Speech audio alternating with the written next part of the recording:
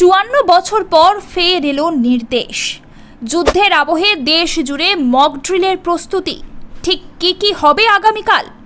পেহেলগাঁও হামলার পরিপ্রেক্ষিতে চাপা উত্তেজনা বাড়ছে ভারত এবং পাকিস্তানের মধ্যে। হামলার ঘটনার পরই প্রতিবেশী দেশের বিরুদ্ধে একাধিক কূটনৈতিক পদক্ষেপ করেছে ভারত সরকার। পাল্টা সিদ্ধান্ত নিয়েছে পাকিস্তান। কিন্তু শুধুমাত্র কূটনৈতিক পদক্ষেপেই থেমে থাকার বিরুদ্ধে দেশের মানুষ। 26টি নিরীহ প্রাণ চলে যাওয়ার প্রতিশোধে ফুঁসছে দেশবাসী। এমতাবস্থায় 7ই মে দেশ জুড়ে সব রাজ্যকে বড় নির্দেশ দিল কেন্দ্রীয় সরকার। আগামীকাল দেশ জুড়ে হবে মক ড্রিল। আগামী 7ই মে বুধবার দেশ জুড়ে মক ড্রিলের নির্দেশ দিয়েছে কেন্দ্র। দেশের প্রতিটি রাজ্যেই হবে মক ড্রিল। বর্তমানে অশান্তি এবং উত্তেজনার আবহে এই নির্দেশ যে গভীর গুরুত্ব বহন করছে তা বলার অপেক্ষা রাখে না। কিন্তু কি এই মক ড্রিল? কেনই বা এত গুরুত্বপূর্ণ?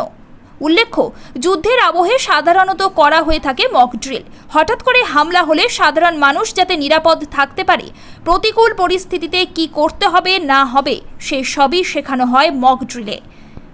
ইতিমধ্যেই প্রতিটি রাজ্যের কাছে চিঠি এসেছে কেন্দ্রের তরফে। জানা গিয়েছে দেশের মোট 244টি জেলায় হবে মক ড্রিল। রাজ্য প্রশাসন বিষয়টি দেখবে। এতে অংশ নেবে নেহেরু যুব কেন্দ্র সংগঠন এনসিসি। স্কুল, অফিস, কমিউনিটি সেন্টারগুলিতে ওয়ার্কশপ করানো হবে। হঠাৎ হামলা হলে কাছাকাছি আশ্রয়স্থল কিভাবে খুঁজে বের করতে হবে তা শেখানো হবে।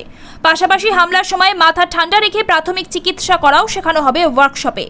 সাধারণ মানুষকে সতর্ক করতে বেজে উঠবে এয়ার রেড সাইরেন।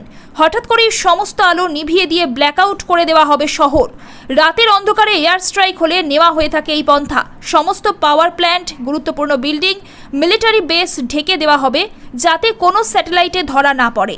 পাশাপাশি ঝুঁকিপূর্ণ এলাকায় কিভাবে সাধারণ মানুষকে সরিয়ে দ্রুত উদ্ধার কাজ চালাতে হয় তা শেখানো হবে।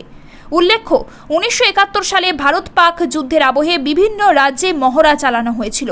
সাইরেন বাজিয়ে ব্ল্যাকআউটের কৌশল নেওয়া হয়েছিল। তারপর আবার 2025-এ এলো নির্দেশ। বর্তমান পরিস্থিতিতে যা যথেষ্ট গুরুত্বের সঙ্গে বিচার করা উচিত বলে মনে করছে ওয়াকিবহাল মহল।